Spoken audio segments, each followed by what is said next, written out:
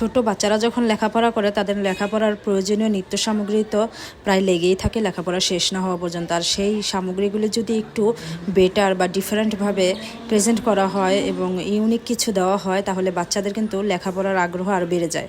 আজকে আমি চলে যাচ্ছি টিকাতুলিতে তাকদুম লাইব্রেরিতে, যেখানে শুধু বাচ্চাদের লেখাপড়ার জিনিসপত্র পাওয়া যায় এরকম না, এছাড়াও বিভিন্ন ধরনের খেলনা আইটেম, তারপরে ক্লে, এছাড়াও বাচ্চাদের বিভিন্ন ধরনের ড্রেসও কিন্তু এখানে পাওয়া যায়। সব ধরনের সুন্দর সুন্দর কালেকশন এখানে রয়েছে।